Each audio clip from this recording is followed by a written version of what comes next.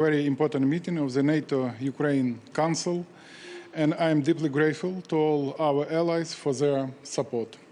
And thanks a lot for your valuable remarks. I especially thank you, Mark, for your personal commitment and leadership. I came to NATO headquarters to talk about peace, just, long-lasting, comprehensive peace, how to achieve it, and how to sustain it. Ukraine has shown its readiness to achieve peace.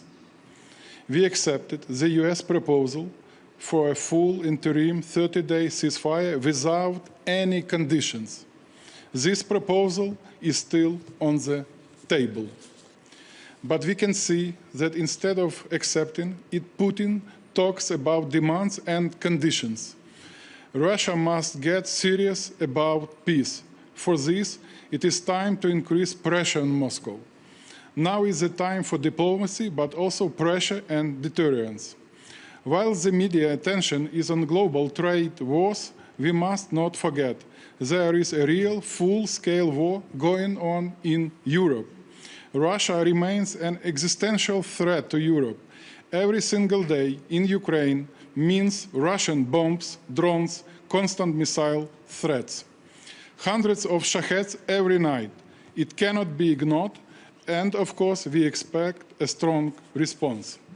Today at the NATO-Ukraine Council, I will focus on self-sufficiency of Ukraine and Europe. Ukraine now spends 26% of its budget on defense.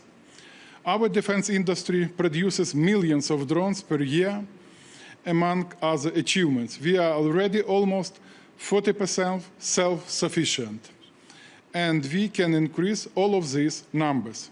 Modern Ukraine is a guardian of peace and Euro-Atlantic security, not a country only seeking protection.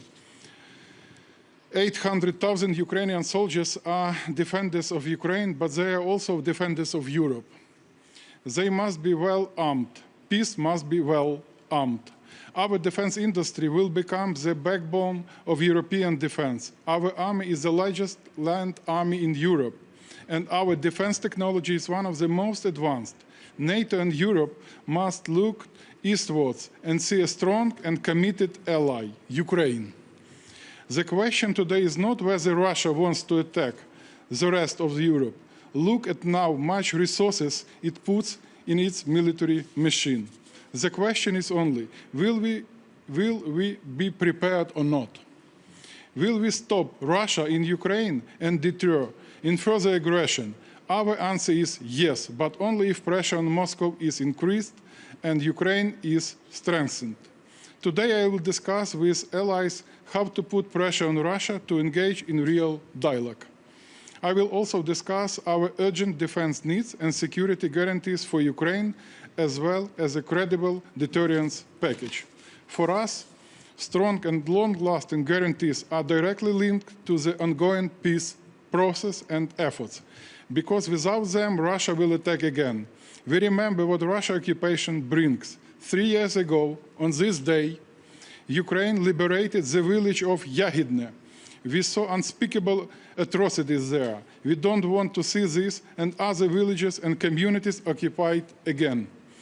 This is a historic and defining moment for the future of Ukraine and Europe. It demands our strength, our commitment, and our unity. And I am certain we can find them. Thank you, Mark, and thank you, Press. Thanks.